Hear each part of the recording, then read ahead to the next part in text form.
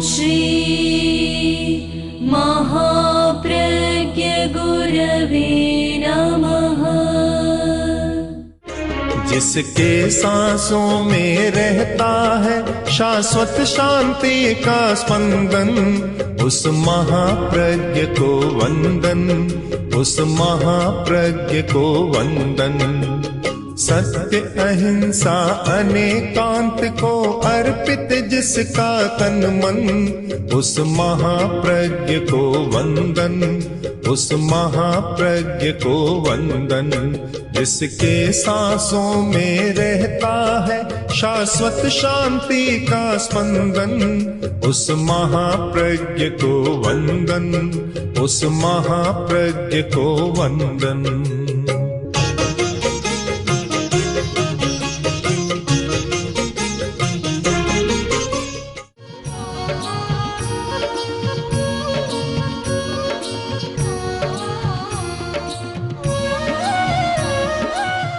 हमारी दुनिया में शब्द का बहुत महत्व है, और उतना ही महत्व है, उससे ज़्यादा महत्व है कि शब्द कहाँ से आ रहा है और किस प्रकार का आ रहा है। शब्द अच्छा है, वक्ता अच्छा नहीं है, कंठ में सरसता नहीं है, या उच्चारण भी सही नहीं है, तो शब्द की महिमा कम हो जाती है और उसके प्रकंपन भी गलत हो जाती है, प्रभावी नहीं रहती। वक्ता अच्छा है, कंठ में रस है और उच्चारण ठीक करता है, जो ह्रस्व दीर्घ और प्लुत का नियम है उसके अनुसार उच्चारण करता है, तो वह शब्द, वह वाणी दूसरे के लिए बहुत काम की बन जाती है। ध्वनि चिकित्सा है, जैसे औषध चिकित्सा है, दवा से चिकित्सा की जाती है, शल्य चिकित्सा ऑपरेशन किया जाता है, और भी चिकित्सा की अनेक पद्धतियां हैं। वैसे ध्वनि चिकित्सा यानी हमारी ध्वनि के जो प्रकंपन हैं वे अनेक प्रकार के कार्य करते हैं। एक उदास आदमी अच्छे ध्वनि के प्रकंपन मिले, एक क्षण में प्रसन्न हो जाएगा। एक बीमार आदमी और अच्छे ध्वनि के प्रकंपन मिले, स्वस्थ हो जाएगा। अनेक प्रकार के कार्य हैं ध्वनि के प्रकंपनों के। स्तुतिकार अरहत पार्श्व की स्तुति में इसी रहस्य का उद्घोषण कर रहा है कि प्रभो, जब आप सिंहासन पर स्थित होकर, जो उज्ज्वल हेमरत्न का सिंहासन जिसमें स्वर्ण मंडित रत्नों का सिंहासन, उस पर स्थित होकर जब आप प्रवचन करते हैं और वह प्रवचन, वह वाणी ऐसी लगती है कि मानो मोर नाचने लग जाते। उनको एक आभास होता है कि आकाश में घटा उमड़ गई है, बादल आ गए हैं, मेघ मंडरा रहे हैं और गर्जन हो रहा है। और जिस समय मेघ का गर्जन होता है मोर नाचने लग जाते हैं। तो आप जब बोलते हैं उस समय ये मनुष्य जिनको मोर मान ले, कल्पना से मान ले, मनुष्य रूपी जो मोर हैं वे हर्ष से उछलने लग जाते हैं। अब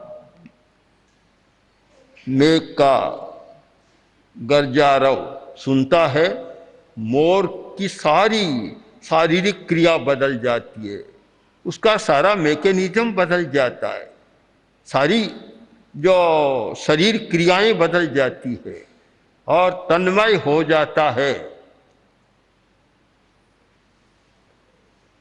पक्षियों के साथ बहुत सारे प्रकंपनों का संबंध है, रश्मियों का संबंध है। चकोर चंद्रमा को देखता है और चंद्रमा की रश्मियां आती है, प्रसन्न हो जाता है। और चातक पक्षी है, जब सूर्योदय होता है और सूर्य की पहली किरण जब भूमि पर गिरती है, चातक एकदम प्रसन्न हो जाता है। और जब आकाश में ये काली कजरारी घटाएं आती है, वे बादल उमड़ते हैं और जब गरजारव होता है, मोर प्रसन्न हो जाता है। स्तुतिकार ने कहा, प्रभु जब आप सिंहासन पर स्थित होते, अरहत पार्श्व का शरीर श्याम है, नीला वर्ण, श्याम नील वर्ण। तो नील वर्ण, और मेघ का भी वर्ण नील होता है, बादलों का रंग नीला होता है, तो नील वर्ण है।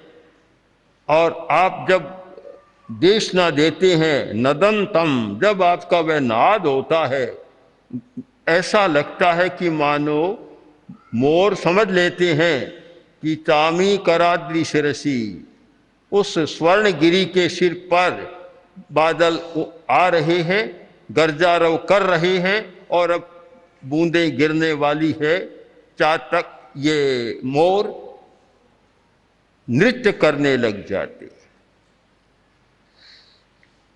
कवि ने सिंहासन की बात कही है। सिंहासन एक अतिशय माना गया है। सिंहासन वर्तमान संदर्भ में बीतरा के लिए इस प्रकार के स्वर्णिम रत्न जटित सिंहासन की बात थोड़ी विचित्र लगती है, पर यह एक अतिशय माना गया, विशेषता मानी गई। ऐसा होता है। हम तो इसका इतना ही लें कि वह कोई स्फटिक का सिंहासन, शिला, पट्टशिला, और उसका एक स्थान बन जाता है, और जहाँ तीर्थंकर बैठते हैं अपने आप वह सिंहासन बन जाता है, सिंहासन के रूप में लगने लग जाता है। और उस पर बैठकर जब बात होती है वह बड़ी महत्वपूर्ण होती है।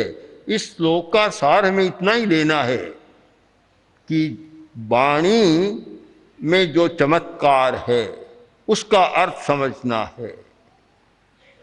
एक वाणी आती है, प्रसन्न कर देती है, और एक वाणी आती है, प्रसन्न को उदास बना देती है। प्रसन्नता पैदा करना, उदासी ले आना, ये वाणी का चमत्कार है। वाणी में शक्ति है, उसके पीछे हमारी भावना है, उसके पीछे हमारा स्वर यंत्र है, उसके पीछे हमारा कंठ है, और कंठ के साथ जुड़ी हुई एक अंतःक्रिया है, भाव की क्रिया है। इन सब का योग मिलता है तो वाणी में एक जादुई चमत्कार हो जाता है। ऐसे लोगों को देखा कि एक शब्द कहा और सब नत हो जाते। आदेय नाम कर्म का भी इसके साथ संबंध खोजा जा सकता है। आदेय नाम कर्म, नाम कर्म की एक प्रकृति है आदेय नाम कर्म, जिसका उदय व्यक्ति के होता है। आदेय नाम कर्म का उस समय वह जो कहता है सामने वाला नतमस्तक होकर उसको स्वीकार कर लेता है, कुछ बोलता नहीं है। और जिसके आदेय नाम कर्म का उल्टा उदय होता है वह कितनी बकवास करता जाता है, कोई उस पर ध्यान ही नहीं देता। तो तीर्थंकर की वाणी में एक विशिष्टता होती है, आदेय नाम कर्म की विशिष्टता, और भी अनेक विशिष्टता कि वह दूसरों के लिए बहुत आदेय और ग्राह्य बात बन जाती है। आभा मंडल एक विषय है। आभा मंडल भामंडल यानी प्रभा का मंडल, हर व्यक्ति के पास आभा मंडल होता है। ऐसा कोई व्यक्ति नहीं होता जिसका अपना आभा मंडल न हो। आभा मंडल अच्छा भी होता है, आभा मंडल बुरा भी होता है। और एक बड़ा विज्ञान है आभा मंडल का। आज तो बहुत चर्चा हो रही है इसकी, और पश्चिम के विद्वानों ने आभा मंडल को बहुत ही प्रस्तुत किया है और वैज्ञानिक स्तर पर उसकी बड़ी व्याख्या की है। आज ऐसे कैमरों बन गए जो आभा मंडल का फोटो ले सकते। हमारे पास भी एक व्यक्ति आया था, संभवतः ऑस्ट्रेलिया का था। वह बहुत विशालकाय कैमरा लेकर आया था। उसने कहा इसका कैमरा तो मेरे पास बड़ा है पर वह तो मैं ला नहीं सकता, पूरा कमरा भर जाता है उसे, इतना बड़ा है। पर वह भी हमने देखा बहुत बड़ा था, जिसकी कीमत होती है 50 लाख, करोड़, 2 करोड़, ऐसे बड़े बड़े कैमरों। और आज ये चल पड़े, फोटो लेते। हर व्यक्ति का अपना आभा मंडल होता है। कोई भी सजीव प्राणी ऐसा नहीं है जिसका आभा मंडल न हो। आभा मंडल के 2 रूप बनते हैं, एक तो सिर के पीछे का और एक पूरे शरीर का, जिसे आभा मंडल के वैज्ञानिक कहते हैं पूरे शरीर का ओरा है। जो सिर के पीछे होता hello, hello and aura, hello और ओरा, ये 2 रूप है और उसके आधार पर व्यक्तित्व की पहचान की जाती है। कौन व्यक्ति कैसा है, आभा मंडल का फोटो ले लिया और उसका जो वैज्ञानिक व्याख्या करता है उसमें पूरा चित्र आता है, पता लग जाता है कौन व्यक्ति कैसा है। उसके साथ स्वास्थ्य की बात भी आती है कि व्यक्ति कितना स्वस्थ है, कौन सी बीमारी है और 6 महीने के भीतर कौन सी बीमारी आने वाली है उसका भी पता लग जाता है। कोई भी बीमारी आती है वह कोई एकदम नहीं आती, पहले सूक्ष्म शरीर में जाती है और संभवतः तेजस शरीर में जाती है, और तेजस शरीर का आभा मंडल के साथ बहुत गहरा संबंध है। और वह बीमारी पकते पकते स्थूल शरीर में महीनों के बाद आती है, कभी 3 महीने के बाद और कभी 6 महीने के बाद भी आ जाती है। आभा मंडल के कैमरों से फोटो लेने पर यह सारा पता लग जाता है। तो अरहत का, तीर्थंकर का आभा मंडल तो बहुत शक्तिशाली होता है। उद्गच्छता तव क्षितिद्युति मंडलेन लुप्तच्छदत् छवि।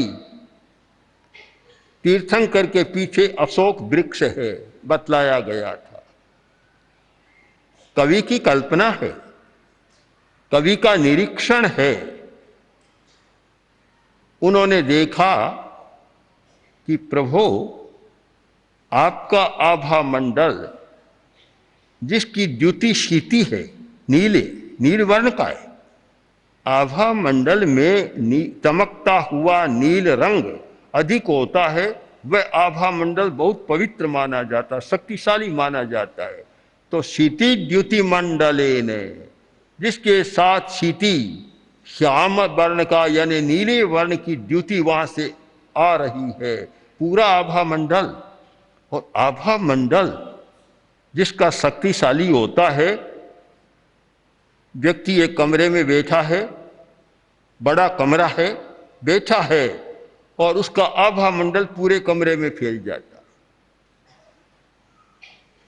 बहुत लोग कहते हैं कि हम एक साधु के पास गए, एक सन्यासी तपस्वी के पास गए, जाते ही हमें बड़ा शांति का अनुभव हुआ।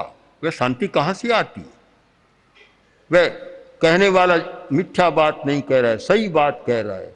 हमें उस कारण को समझना है कि जिस आत्मा का आभा मंडल पवित्र होता है, शक्तिशाली होता है, उसके पास एक दुखी आदमी जाता है, जाते ही सुखी बन जाता है, दुख को भूल जाता है, शोक संताप को भूल जाता है।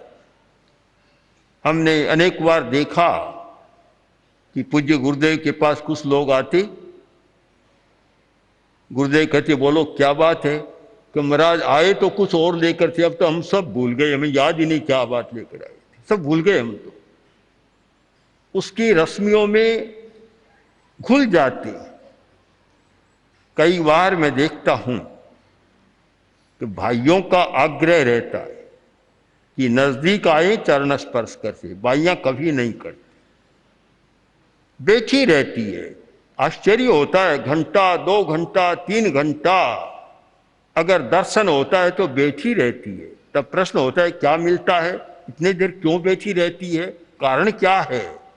कारण यही है कि जब आभा मंडल पवित्र होता है और उसके परिपार्श्व में जाते हैं तो आनंद से व्यक्ति सराबोर हो जाता है, आनंद में लीन हो जाता है, आनंद मग्न बन जाता है। फिर यह अपेक्षा नहीं रहती मुझे बतलाए पूछे, ये सब बातें भूल जाते हैं।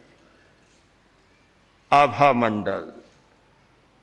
स्तुतिकार कहते हैं कि प्रभु आपका वह नील छवि वाला, नील कांति वाला आभा मंडल जब फैलता है तो आपके पीछे जो अशोक का वृक्ष है वह भी अपने पत्रों की छवि को खो देता है।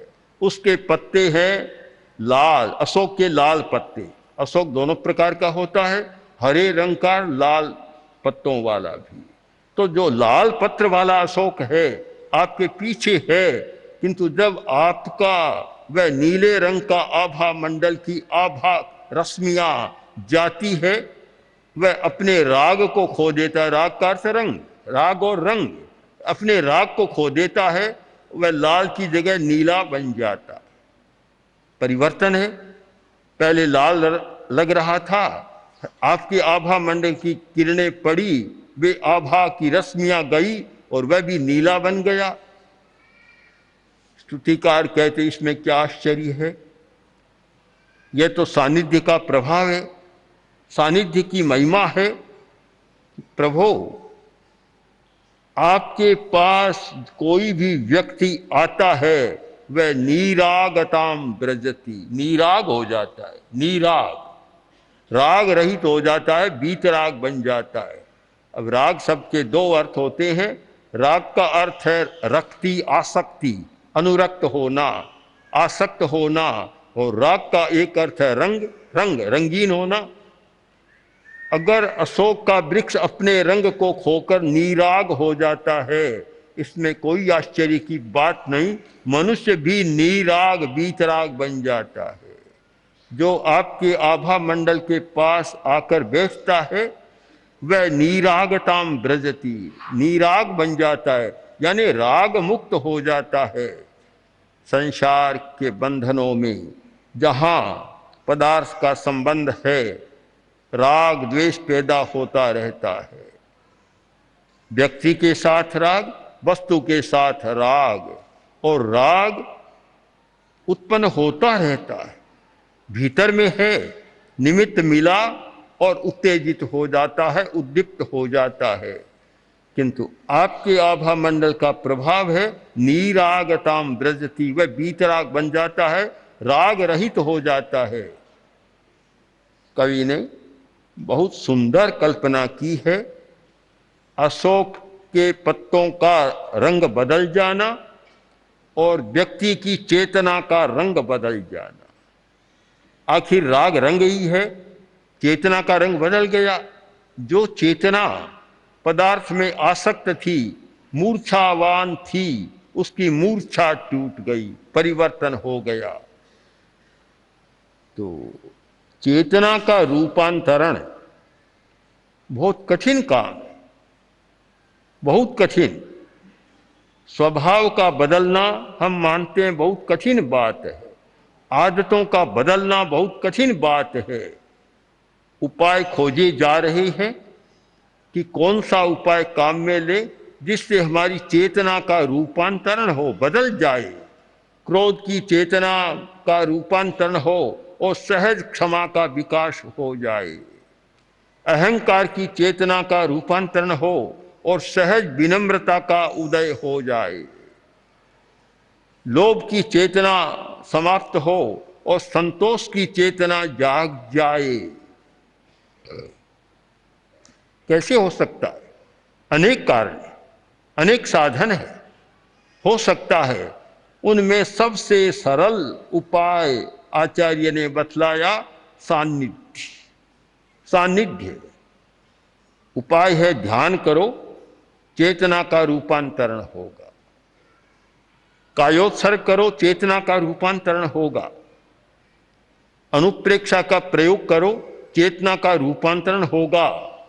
पर घंटों तक बैठे रहो, रोज करो और लंबे समय तक करो, महीना, 2 महीना, 4 महीना, 6 महीना, तब वह आदत बदलती है। एक दिन में नहीं बदल जाती, इतना परिवर्तन होता है। अब जब प्रश्न हुआ कि प्रभु ये तो सब बड़े जटिल उपाय है, कष्ट साध्य उपाय है, कितनी कठिनाई के साथ हमें काम करना पड़ता है, कष्ट साध्य है, हमें तो सीधा रास्ता कोई बताओ। सीधा रास्ता क्या है कि चेतना का रूपांतरण हो जाए। स्तुतिकार ने इसका उत्तर दे दिया कि सीधा उपाय है अरहत का सान्निध्य। जिस व्यक्ति ने अर्हता प्राप्त कर ली, ज्ञान की अर्हता, दर्शन की अर्हता, चारित्र की अर्हता, वीतरागता प्राप्त कर ली, पूरा वीतराग न भी बने किंतु वीतरागता की साधना में लग गया और वीतरागता का ही सामने चिंतन रहता है, उस व्यक्ति की सन्निधि में जाओ, उसके पास बैठो, तुम्हारी चेतना का रूपांतरण अपने आप होने लग जाएगा। यह सरल उपाय। शायद इसीलिए उपासना का कार्य इतना चला है, लोग उपासना में आते हैं। सरल रास्ता यह है, ध्यान करना। कुछ लोग मानते हैं ध्यान हमसे नहीं होता, जब भी हम नहीं कर पाते, प्राणायाम भी नहीं कर पाते और भी नहीं कर पाते। सबसे सीधा उपाय क्या है? उपासना। पास में जाकर बैठ जाओ, बैठे रहो, भीतर से परिवर्तन शुरू हो जाएगा।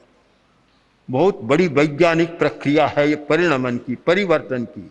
तो यह एक स्तुतिकार ने स्तुति के माध्यम से एक बहुत ही आध्यात्मिक और वैज्ञानिक तथ्य का आविष्करण किया है कि एक सानिध्य से कितना परिवर्तन होता है। कि आपके पवित्र आभा मंडल की सन्निधि में जो व्यक्ति आता है वह सहज ही, कोई विशेष क्रिया किए बिना ही नीराग और वीतराग बन जाता है। तो ये जो रहस्य है, स्तुतिकार ने जिन रहस्यों का गुम्फन किया है और जो रहस्य हैं उनको हम पकड़ने का प्रयत्न करें तो शायद साधना के क्षेत्र में, अपने विकास के क्षेत्र में और स्वास्थ्य के क्षेत्र में हम कुछ नई बातें कर सकते हैं, नए प्रयोग कर सकते हैं और बहुत सफल बन सकते हैं। ओम ओम श्री महाप्रज्ञ गुरवे नमः। ओम श्री महाप्रज्ञ गुरवे नमः। ओम श्री महाप्रज्ञ गुरवे नमः। ओम श्री महाप्रज्ञ गुरवे